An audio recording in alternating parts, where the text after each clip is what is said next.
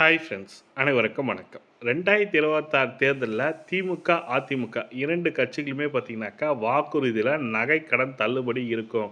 100% இருக்குன்ற மாதிரி சொல்லி கொடுத்துருக்காங்க. ஏன்னா, கடந்த ஆட்சி காலத்தில் வந்து பார்த்தீங்கன்னாக்கா, திமுக வந்து தேர்தல் வாக்குறுதியில் நகைக்கடன் தள்ளுபடி பண்ணுவோன்ற மாதிரி சொல்லியிருந்தாங்க. அதை பேஸ் பண்ணி நகைக்கடனும் தள்ளுபடி பண்ணாங்க. நாம் இப்போ இது எங்கே போய் வைக்கலாம், எவ்வளோ சவரன் வைக்கலாம் அவன்ற முழுமையான தகவல் தான் பார்க்க போகிறீங்க. வீடியோ ஸ்கிப் பண்ணாமல் கடைசி வரைக்கும் பாருங்கள்.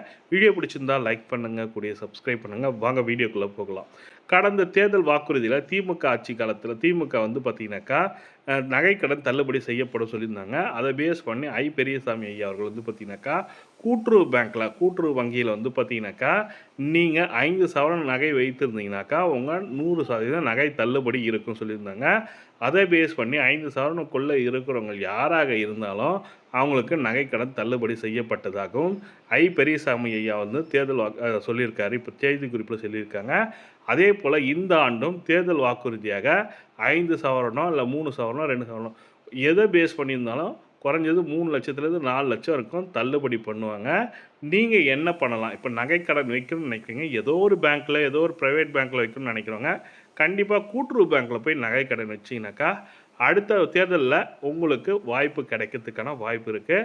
2026 தேர்தல் வாக்குறுதியில், அதாவது தேர்தல் வாக்குறுதின்னு சொல்லிட்டு ஒரு மேனிஃபெஸ்டோ வந்து ரிலீஸ் பண்ணுவாங்க திமுக, அதிமுக. அது 2த்துலேயுமே கண்டிப்பாக இந்த 2 கட்சிகள் தான் கண்டிப்பாக ஆட்சி பிடிக்க போகுது. அதனால் டெஃபினட்டாக இந்த 2 கட்சியில் எதனா ஒன்று தான் ஆட்சி பிடிக்கும். டெஃபினட்டாக 5 சவரனுக்குள்ளே உள்ள நகைகளுக்கு வந்து தள்ளுபடி பண்ணுவாங்க. நீங்கள் மினிமம் ஒரு 4 சவரனோ 3 சவரனோ உங்களுக்கு தேவையான அளவுக்கு நகைக்கடன் வைக்கணும்னு நினைப்பவங்க கண்டிப்பாக கூட்டுறவு பேங்க்கில் வைக்கலாம். இப்போது கரெக்டான டைமு. இந்த டைம் நீங்கள் வச்சிங்கனாக்கா அடுத்த ஆண்டு உங்களுக்கு டெஃபினட்டாக தள்ளுபடிக்கான வாய்ப்பு இருக்குன்ற மாதிரி சொல்லி கொடுத்துருக்காங்க.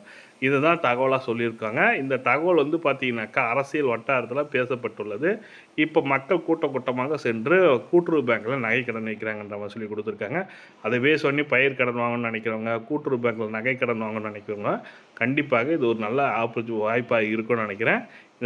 இந்த வாய்ப்பை பயன்படுத்திக்கிங்க, பொதுமக்கள் பயன்படுத்திக்கணுன்றதுக்காக இந்த வீடியோ மேக் பண்ணியிருக்கேன். இந்த வீடியோ பிடிச்சிருந்தால் லைக் பண்ணுங்கள், கூடிய சப்ஸ்கிரைப் பண்ணுங்கள். தேங்க்யூ.